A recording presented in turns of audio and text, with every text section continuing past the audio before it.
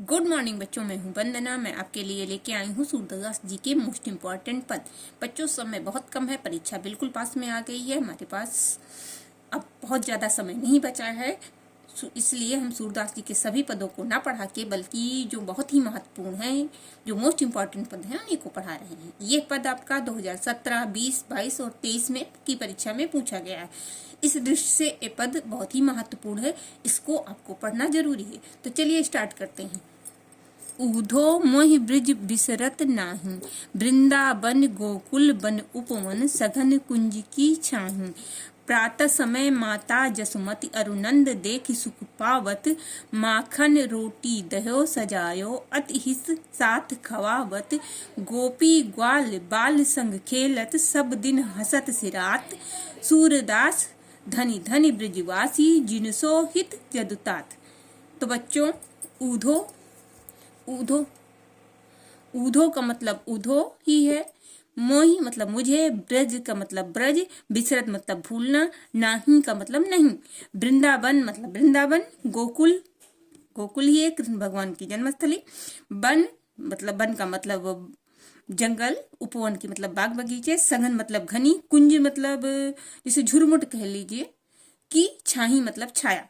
प्रातः समय माता जसुमति, सुबह के समय माता यशोदा, अरुनंद देख सुख पावत, और नंद बाबा देखकर सुख प्राप्त करते।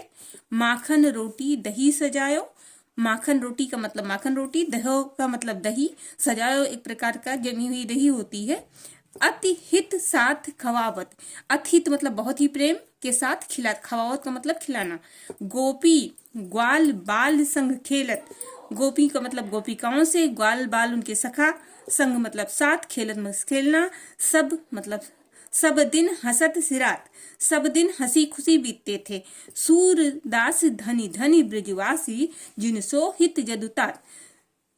सूरदास का मतलब सूरदास जी, धन धन मतलब बड़े भागी, ब्रजवासी मतलब ब्रज के निवासी, जिनसो मतलब जिनसे, हित मतलब प्रेम, जदुतात का मतलब भगवान कृष्ण।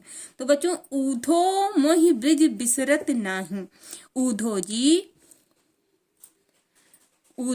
मुझे ब्रिज भुलाए से नहीं भूल रहा है। भगवान कृष्ण जी ऊधो से कहते हैं, ऊधो भैया मुझे ब्रिज भुलाए से भी नहीं भूल रहा है। वृंदावन गोकुल बन उपवन, वृंदावन और गोकुल के बाग बगीचे, घने कुंजों की छाया, ये सब हम भुलाए से भी नहीं भूल पा रहे हैं। प्रातः समय माता जसुमति अरुनंद देख सुख पावत, सुबह के समय माता यशोदा और नंद बाबा मुझे देखते ही प्रसन्न हो जाया करते थे, और मुझे देखकर ही उनको सुख की प्राप्ति होती थी। माखन रोटी दह्यो सजायो अति हित साथ खवावत, माखन रोटी दही और मट्ठा मुझे बहुत ही प्रेम के साथ खिलाते थे। गोपी ग्वाल बाल संग खेलत, सब दिन हसत सिरात, गोपी और ग्वाल बालों के संग खेलते हुए पूरा दिन हंसी खुशी बीत जाता था। सूरदास जी कहते हैं, बड़े भागी हैं उन ब्रजवासियों के, बहुत भाग्यशाली हैं वो ब्रजवासी जिनसे इतना प्रेम भगवान कृष्ण करते हैं। तो बच्चों, ऊधो एक बार और फिर से देख लेते हैं।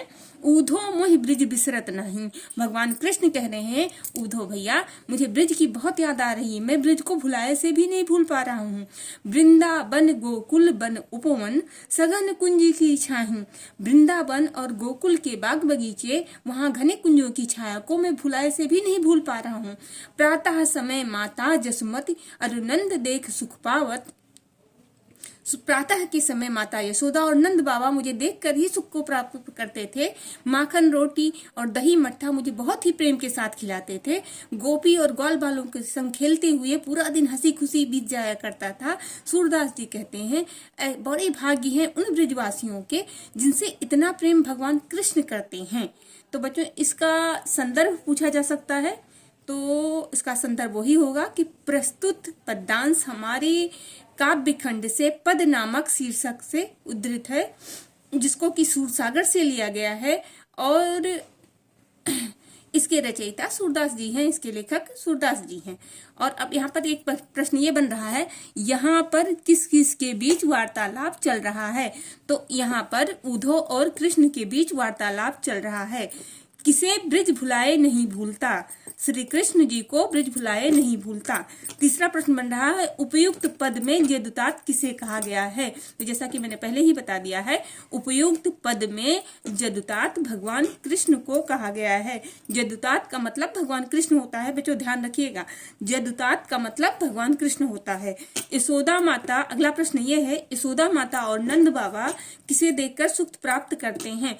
तो इसका उत्तर यह है बच्चों कि श्री कृष्ण भगवान को देखकर सुख को प्राप्त करते हैं। उपयुक्त पद में कौन सा अलंकार है?